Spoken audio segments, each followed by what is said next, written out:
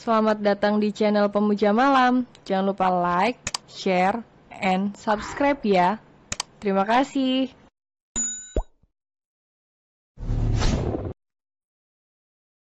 Episode 4. Sampai mati pun aku tidak akan mengakuinya. Tak lama kemudian Kinan sadar dan melihat Luci yang sedang menangis. "Nona, kau sudah sadar. Syukurlah, Nona," kata Luci dengan senang. "Aku tak apa, Mbak. Sudahlah, jangan menangis begitu. Aku jadi ikut sedih," balas Kinan dengan tersenyum. "Nona, bagaimana kalau kita pergi saja dari sini agar Nona tidak disiksa lagi?" kata Luci. "Aku tak bisa. Aku mencintainya, Mbak. Aku juga tak salah, aku tak membunuh Nadine. Dia sudah aku anggap adik sendiri, bagaimana tega aku membunuhnya?" balas Kinan. "Tapi Nona, sudahlah Mbak, aku yakin suatu saat Pram akan mencintaiku seperti aku mencintainya saat ini dan selamanya,"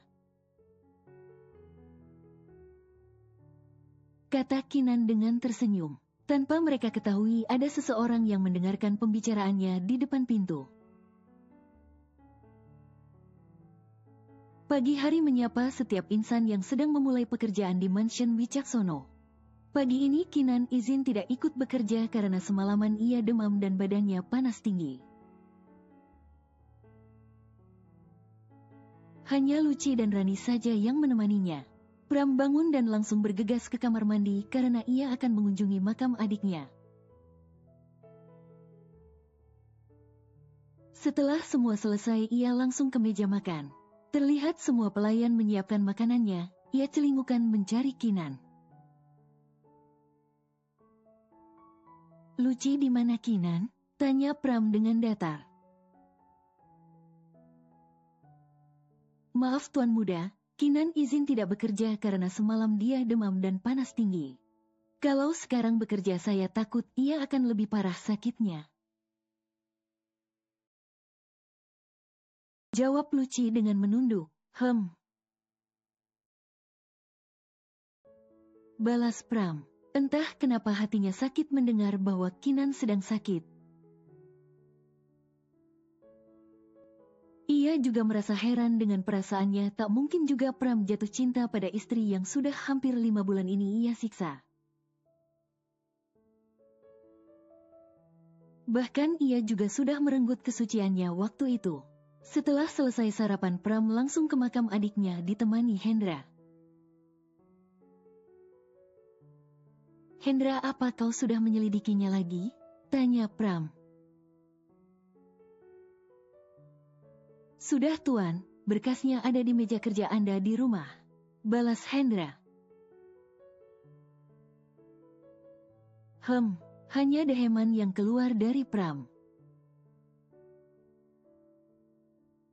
"Tuan, saya tahu bahwa Anda sudah memiliki rasa untuk Nona Kinan. Saya bahagia dengan itu Tuan. Dan Tuan akan terkejut bahwa bukan Nona Kinan yang membunuh adik Anda," batin Hendra. Sesampainya di depan makam adiknya, Pram langsung jongkok dan berdoa. "Alik, apa kabarmu sayang? Tunjukkan bahwa dugaan abang benar dengan Kinan. Kalau abang salah dengan dugaan Kinan yang membunuhmu, abang akan senang. Karena abang rasa sudah jatuh cinta dengannya. Tapi abang takut, sungguh takut memulainya," batin Pram. Setelah hampir 1 jam Pram di makam adiknya, ia bergegas pulang karena hari sudah siang. Tetapi di perjalanan pulang ia melihat Priscilla, kakak Kinan, sedang memasuki kafe dengan ibunya. Entah kenapa ia mengikutinya dan bahkan duduk di belakang meja ibu tiri Kinan.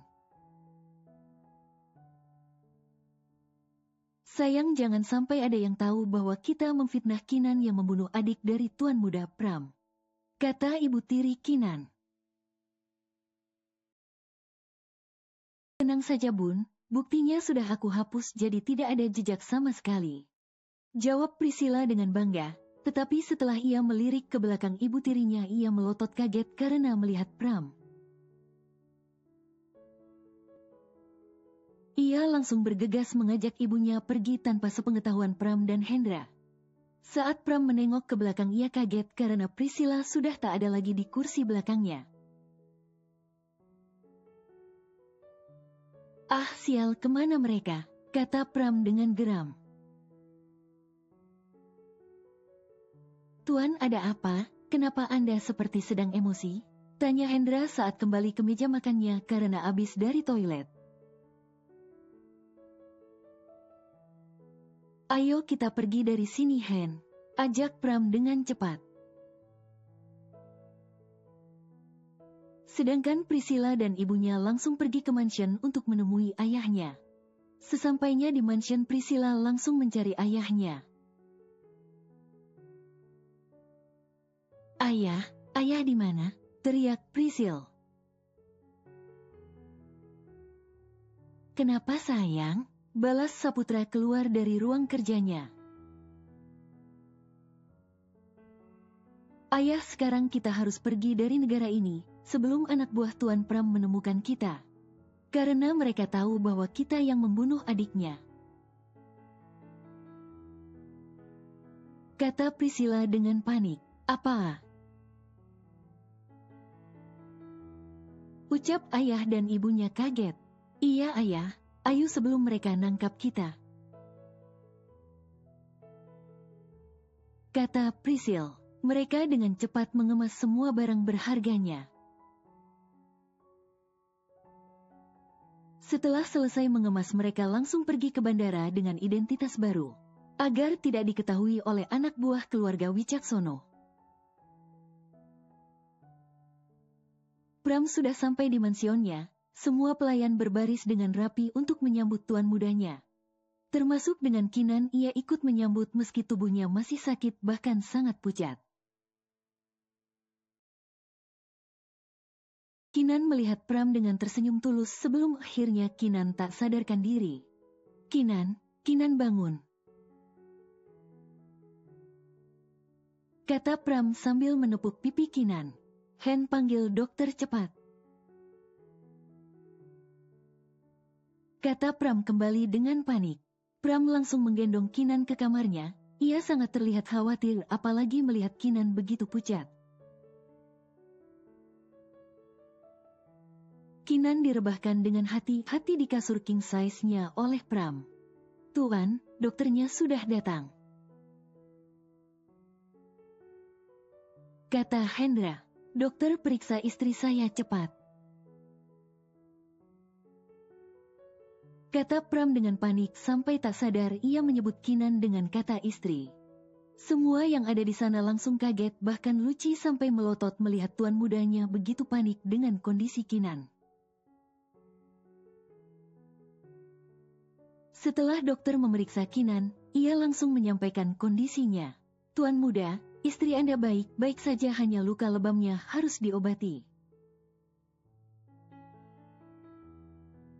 Dan ia juga harus istirahat total demi kebaikan janin yang dikandungnya," kata dokter menjelaskan. "Apa dokter, Nona hamil?" kata Luci dengan lantang. Pram hanya melihat datar saja, ia hanya bingung antara harus sedih atau bahagia mendengar penjelasan dokter. "Apa kandungannya baik-baik dok?" tanya Pram. "Kandungan Nona baik-baik saja tuan, ia baru berusia 3 minggu. Harap dijaga dan jangan melakukan pekerjaan yang terlalu berat karena janinnya masih rentan," balas dokter. "Baiklah dok." Luci antarkan dokternya, kata Pram. "Baik tuan muda, mari dokter," balas Luci, lalu ia keluar dari kamar Pram. "Tuan muda, selamat, Anda akan menjadi ayah," kata Hendra dengan nada mengejek. Pasalnya ia tahu tuan mudanya sangat benci kepada istrinya, tetapi ia juga bisa membuatnya hamil. "Diam kau," bentak Pram. Tampak Kinan mengerjapkan matanya, ia melihat ke sekelilingnya sampai ia sadar bahwa ia ada di kamar Pram. "Kau sudah sadar?" tanya Pram dengan datar. "Ah, maaf tuan, saya akan pindah," balas Kinan, tetapi saat akan bangun kepalanya terasa sakit. "Istirahatlah dulu di sana, dan mulai saat ini kau tak boleh bekerja, biarkan saja pelayan yang mengerjakannya," kata Pram. "Tapi tuan kenapa?" tanya Kinan. "Saat ini kau sedang hamil anakku, jadi kau tak boleh kelelahan," balas Pram lalu memalingkan wajahnya. Kinan kaget mendengar bahwa ia sedang hamil, refleks tangannya langsung mengusap perutnya yang masih rata. "Benarkah tuan?" tanya Kinan dengan senang. Senang itukah kau?" balas Pram sinis. "Saya senang tuan, sangat senang karena akan mempunyai seorang baby," kata Kinan dengan berbinar. Tapi tuan, jika Anda tidak menginginkannya, biarkan saya pergi dengan anak ini. Saya janji saya tidak akan muncul lagi di hadapan Anda," kata Kinan kembali sambil menunduk. Ia tahu diri bahwa suaminya mungkin saja tidak akan nerima anaknya. "Tetaplah di sini karena kau belum menebus kesalahan, karena ibuku belum sadar," kata Pram dengan sengitnya. Kinan hanya bisa, ia tidak tahu harus bagaimana lagi menjelaskan bahwa ia tidak bersalah. Sedangkan keadaan Wulan ibundanya Pram sudah membaik, tinggal kakinya saja yang harus diterapi lagi. "Dad, aku ingin segera pulang dan aku ingin melihat menantuku," kata Wulan dengan senang. "Mungkin 6 bulan lagi kau sembuh sayang, sabar ya." "Apa kau tahu," kata mata di sana, "menantumu saat ini sedang mengandung," balas Robert dengan wajah bahagianya. "Tetapi putramu masih ingin balas dendam karena ia tahunya bahwa kau masih koma," kata Robert lagi dengan sendu. "Aku akan segera sembuh dan membawa menantuku pergi dari sana. Lihat saja, ia pasti akan menyesal," kata Wulan dengan percaya diri.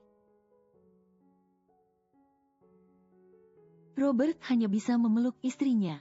Ia juga akan melakukan hal yang sama jika saat itu Pram masih melakukan kekerasan kepada istrinya.